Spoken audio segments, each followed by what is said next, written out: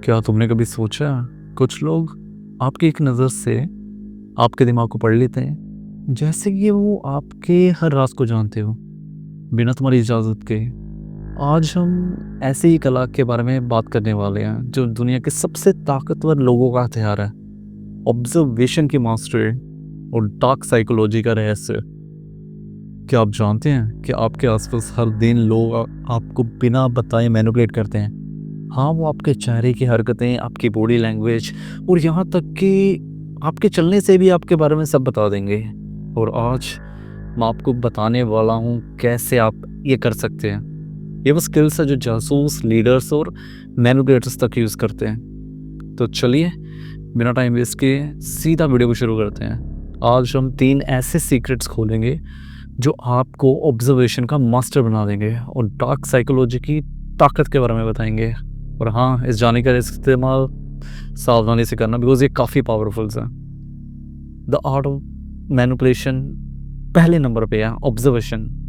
क्या आप जानते हैं 93% जो कम्युनिकेशन है नॉट वर्बल होती है, यानी कि लोग जो बोलते हैं वो सिर्फ 7% सच होता है। बाकी का सच उनकी बॉडी में होता है, उनके हाव भाव में, उनकी बॉडी लैंग्वेज में।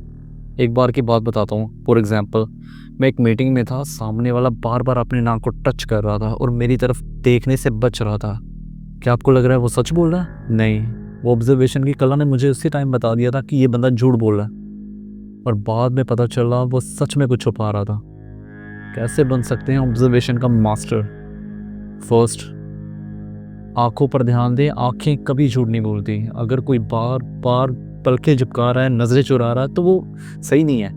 2, बॉडी लैंग्वेज पढ़ें। अगर कोई बाहें क्रॉस करके बैठा हुआ है तो वो डिफेंसिव मोड में है। 3, माइक्रो एक्सप्रेशंस। चेहरे पर छोटे छोटे भाव को पढ़ना सीखो, जैसे गुस्सा, डर, खुशी। इन्हें पकड़ने की प्रैक्टिस करो। और अब आप सोच रहे हो ये तो काफ़ी मुश्किल है, लेकिन रुकिए, एक चैलेंज देता हूँ मैं आपको। आज रात डिनर के टाइम पे अपने परिवार के बॉडी लैंग्वेज को ऑब्जर्व करने की कोशिश करो और कमेंट में मुझे बताओ कि तुम्हें क्या ऑब्जर्व हुआ, क्या पता चला। Part 2, dark psychology. अब बात करते हैं डार्क साइकोलॉजी की। ये वो साइंस है जो लोगों के कंट्रोल करने की ताकत देती है, लेकिन सावधान, ये ताकत गलत हाथों में काफ़ी खतरनाक हो सकती है। क्या आपने कभी गौर किया? कुछ लोग बिना कुछ बोले ही आपको आपकी बात मानने पर मजबूर कर देते हैं और डार्क साइकोलॉजी का इस्तेमाल करते हैं। और आज मैं आपको इसके 2 सबसे पावरफुल टूल बताने वाला हूँ, मज़ा आ जाएगा। Rule number 1, mirroring.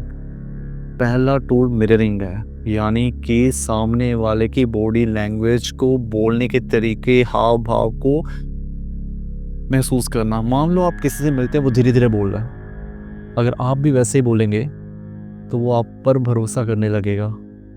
क्यों? क्योंकि हम उन लोगों को पसंद करते हैं जो हमारे जैसे होते हैं। Rule number 2, scarcity principle. दूसरा टूल है कमी का सिद्धांत।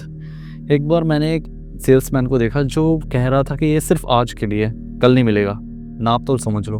और लोग पागलों की तरह खरीदने भी लगते हैं। क्यों? क्योंकि हमें वो चीज़ें ज़्यादा चाहिए होती हैं जो कम होती हैं। इस टूल का इस्तेमाल करें।